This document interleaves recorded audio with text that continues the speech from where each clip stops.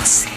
Y así es como no nos ponemos de acuerdo. 12:06 en este día, oye, 21 ya de noviembre. Sí.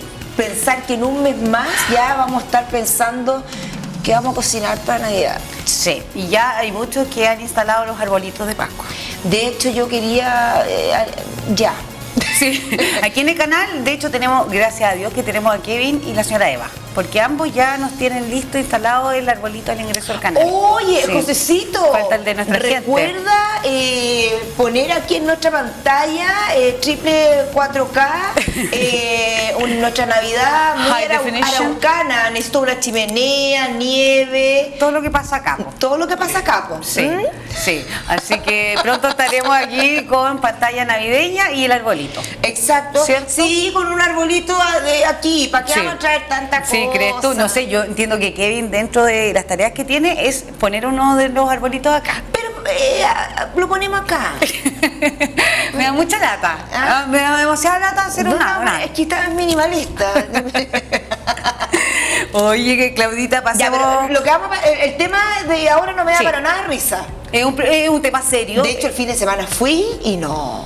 ¿A dónde fuiste? Al supermercado. ¿Y ahí cómo te fue? No, mira, a ver, hace mucho rato, hablando súper en serio, Sí. que uno ya sabe que va a comprar 4 cosas y está caro. Eso, pero de verdad, en serio, que este fin de semana fui y ya fue una cosa que me asombró. Fue tanto así que quedé como, le dije no sé, revisé la boleta, en serio. No podía creerlo. Pensé que había un error. Sí.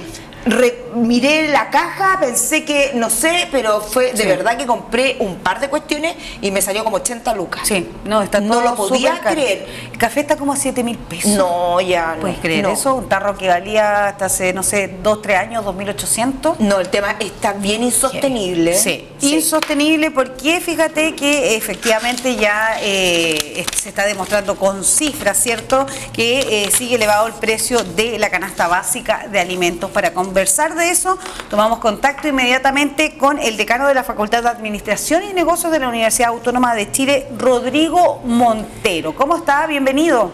Hola, bienvenido. Hola, muchas gracias. Encantado de estar aquí con ustedes esta mañana tarde ya. Sí, mañana tarde.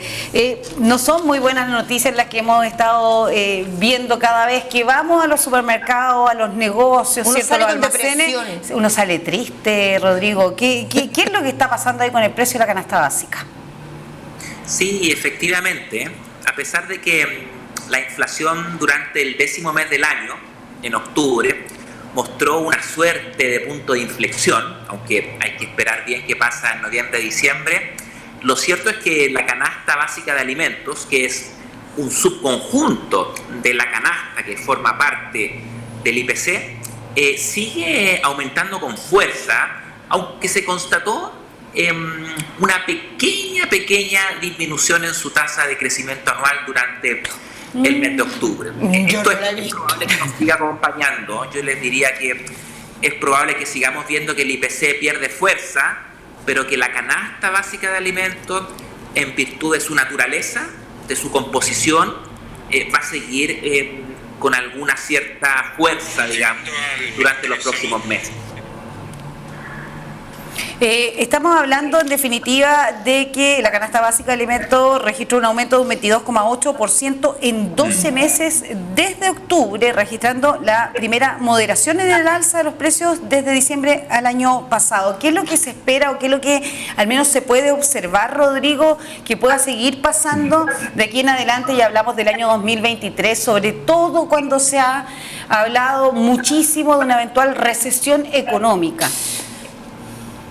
Sí, efectivamente, se ha mencionado esta suerte de moderación, pero la verdad es que yo me atrevería a decir que más que una moderación, básicamente estamos como en una meseta, en donde los precios están manteniendo una cierta alza más bien estable, ya que comparando septiembre con octubre, el alza bajó de 23,1% a 22,8%, entonces son unas poquitas décimas de diferencia, así es que yo diría que estamos en una meseta.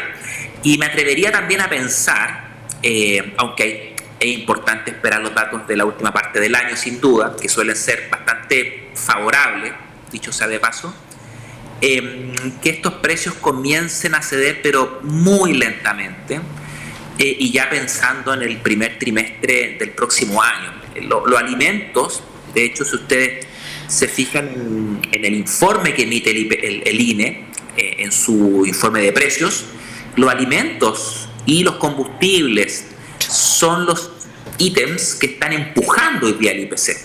Y como la canasta básica de alimentos es básicamente el ítem alimento, ¿verdad? Sí. Entonces va a ser una reacción, una respuesta mucho más lenta. Y eso es lamentable, porque precisamente los hogares más vulnerables, aquellos que pertenecen básicamente al primer quintil de la distribución de ingresos, son los que están más estresados por la situación, y me atrevería también a pensar que esta situación se va a extender algunos meses más. Y si a eso le sumamos, como ustedes muy bien anticipaban, un 2023 difícil en términos de empleo y de actividad económica, el cóctel es bastante desagradable y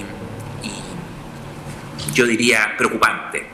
Y poco favorable para el bolsillo, ¿cierto?, de las familias de nuestro país. Usted habla, de hecho, de que se pudiera entrar en una suerte de meseta. Sí, yo diría que en términos de precios de la canasta básica de alimentos, sí, yo pienso que estamos en una meseta, y lo bueno de eso, lo bueno de alcanzar la meseta, es que posterior a eso tiene que venir la baja.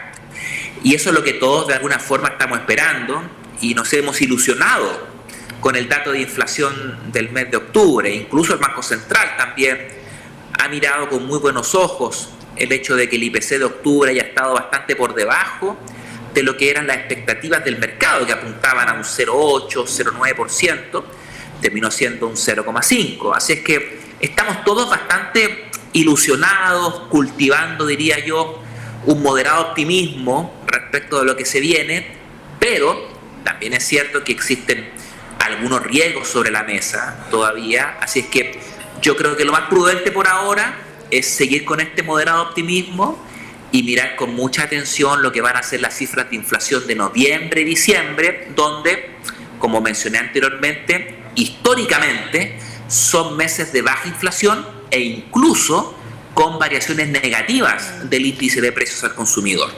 Ahora, decano, como para hablarlo en fácil, porque yo creo que hoy en día, si bien puede que no entendamos en términos académicos lo que es inflación, pero ya todos intuimos lo que es inflación, pero ¿cuál es la diferencia entre inflación y recesión? Porque yo escucho la palabra recesión y la verdad es que no sé lo que es, pero me da miedo igual. O sea, sé que es algo muy negativo y tengo la sensación, dentro de mi ignorancia económica, que recesión es algo bastante más complejo que la inflación. Si usted en fácil pudiese explicarme la diferencia entre inflación y recesión.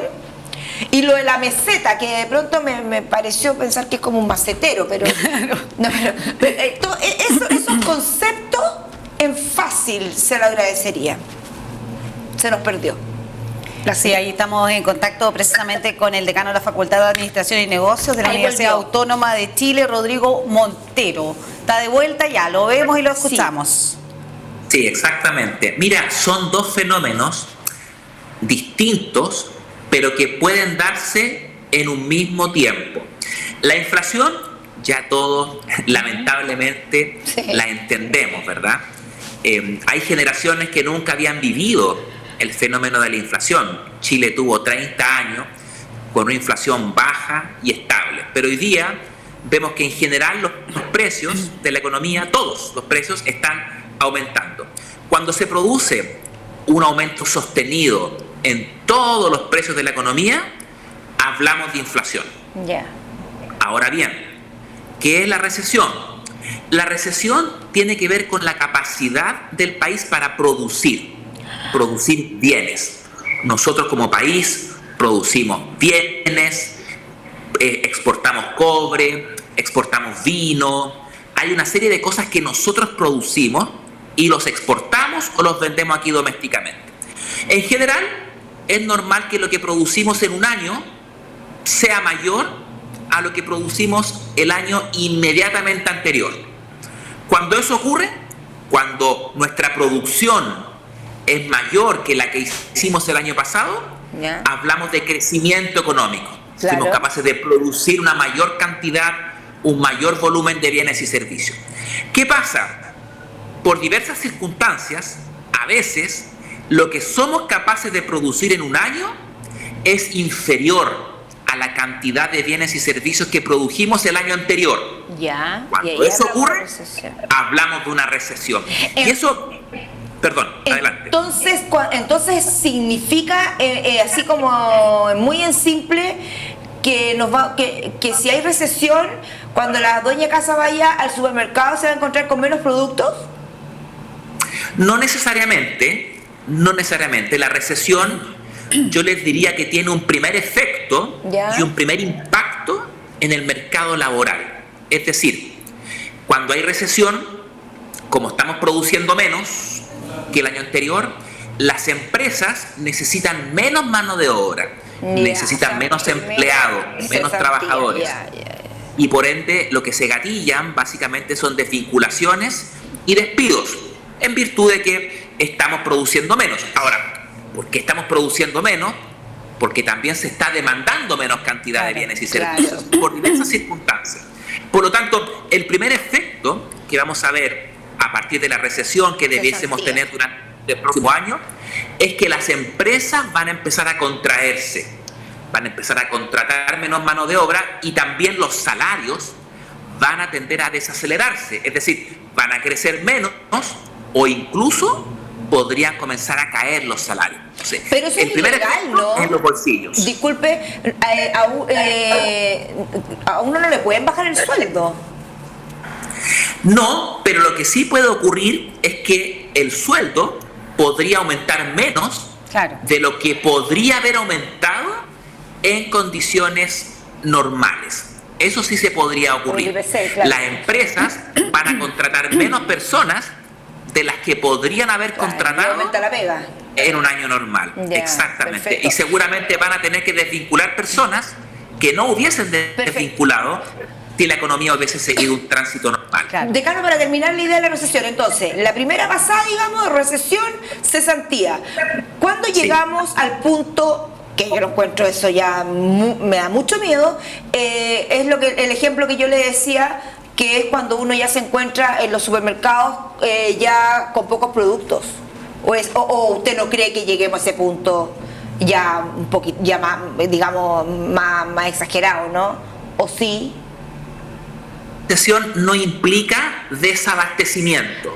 Son dos fenómenos distintos. De hecho, una economía puede estar creciendo y estar desabasteciéndose. Es decir, yo voy al supermercado y me doy cuenta que hay productos que no están. Por diversas razones, confinamientos que se pueden producir en China, producto del COVID, conflictos geopolíticos. Entonces, una economía que crece podría sufrir desabastecimiento.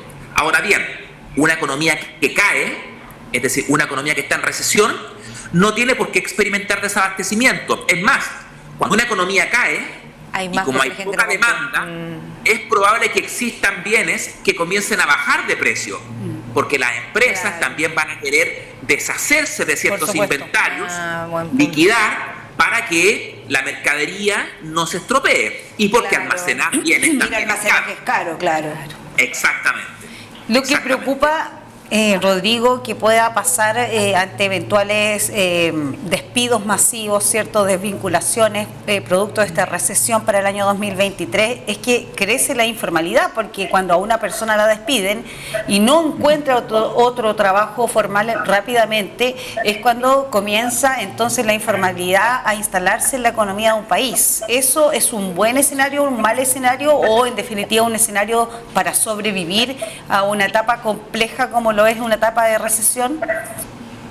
Efectivamente, eso es así. Y a propósito de esa pregunta, nosotros hace poquito, con un economista del Ministerio de Hacienda, publicamos un estudio en donde precisamente mostramos que la informalidad comienza a aumentar en la medida que la economía entra en un ciclo más bien recesivo. Es como una suerte de empleo refugio. Sí. Es donde yo me voy como consecuencia de que hay menos empleos formales disponibles en la economía. Y ahí estamos hablando básicamente de empleos tipo cuenta propia. Es decir, la persona que comienza a preparar sándwich y los vende en la esquina de la calle. Un emprendimiento. Microemprendimiento, un cuenta propia, alguien que trabaja por sí mismo y para sí mismo. Y esa situación va a tender a acelerarse durante los próximos meses en la medida que la economía y que el mercado laboral no pueda absorber la mayor cantidad de gente que va a estar buscando trabajo. Y eso, por supuesto, tiene muchas desventajas. Estamos hablando de trabajos de baja calidad, en donde no hay cotizaciones previsionales, no hay cotizaciones para la vejez, no hay seguros de salud. Es una situación muy precaria. Lo que unido al fenómeno de inmigración que hemos estado viviendo en nuestro país puede también terminar siendo una situación bastante difícil y por lo tanto se requerirán políticas públicas tendientes a apoyar específicamente a esos segmentos de la población. Los más conocidos como bonos. Por ejemplo, sí. Por ejemplo, en general, cuando una economía entra en esta situación recesiva, existen diversos programas de empleo de emergencia que se activan. Es decir, hay fondos que van directamente desde algunos ministerios, como el Ministerio del Trabajo, el CENSE, que permiten a las municipalidades principalmente contratar gente para poder llevar a cabo labores y tareas de orden de política pública, como planes de construcción, de infraestructura, de aseo y ornato, de limpieza. Eso tiende a ocurrir cuando la economía se desacelera y es el Estado, el fisco, quien tiene que salir a compensar esa caída contratando mano de obra para absorber en parte este efecto negativo de la recesión. Nos imaginamos que ese monto, ¿cierto? Esos recursos ya tienen que estar dentro de este presupuesto 2023 que se estaba aprobando en el Congreso, ¿cierto? Bueno, efectivamente las partidas del Ministerio del Trabajo vienen con recursos cuantiosos para este tipo de iniciativas. El presupuesto se está discutiendo y hay plazo hasta el 30 de noviembre para que este sea aprobado por el Congreso. Así es que podemos estar seguros que van a haber fondos significativos para apoyar estas actividades que sin lugar a dudas se van a requerir con mucha fuerza durante el próximo año. Así es, vemos una canasta básica entonces que se ha incrementado, ojo porque al menos en el mes de octubre, fíjate Claudita, las frutas como el plátano y la manzana, además de verduras como la zanahoria, son las que más han aumentado con un 15% mensual y un alza, fíjate, de un 53,5% en solo 12 meses. No, sí, es una cuestión súper complejo el escenario. Rodrigo, el pan, la harina, el tema de los combustibles, ojo, que eso ya nos salimos un poco del tema de la canasta de alimentos, pero nos afecta a todos, porque de alguna manera todos necesitamos un poco de, ya sea porque nos trasladamos en la micro y nos pueda subir la micro, el pasaje, si no etcétera. Si no es una, es otra. Rodrigo, en su calidad de experto, ¿cierto? Y como decano de la Facultad de Administración y Negocios de la Universidad Autónoma de Chile, ¿cuál es el consejo que le pudiéramos dar a las personas que nos están viendo en la casa y que escuchan toda esta situación, que está todo más caro, que el próximo año pueden haber eventualmente desvinculaciones, etcétera? El consejo para prepararse para el año 2023. Sí, es lamentable tener que anticipar este tipo de juicios porque de verdad son malas noticias, pero es necesario sincerarlo. Efectivamente, el próximo año va a ser complejo, en donde vamos a tener una economía cayendo en términos de producción y una inflación probablemente durante los 3 primeros meses del año aún en 2 dígitos. En ese contexto, yo diría que estas situaciones de crisis y de estrechez económica siempre representan oportunidades para todos nosotros, tanto personas naturales como empresas, para darnos cuenta de que hay ciertas grasas, ciertos gastos ineficientes que hemos estado haciendo y que a lo mejor mientras hay recursos pasan un poquito desapercibidos, pero que en momentos de necesidad uno tiene que visibilizarlos y eliminarlos. Entonces, eso es lo primero. Esta es una oportunidad para que todos nosotros hagamos más eficiente nuestro gasto, nuestro presupuesto, para que nos sentemos y veamos cuáles son nuestras fuentes de ingresos, cuáles son nuestros gastos, y eso tiene que estar equilibrado. Eso pasa a nivel de cada hogar, pasa a nivel de la empresa y pasa a nivel del gobierno. Pero a veces a nivel de hogar cuesta y es necesario ponerlo por escrito y apegarse a ese presupuesto. Eso es lo primero.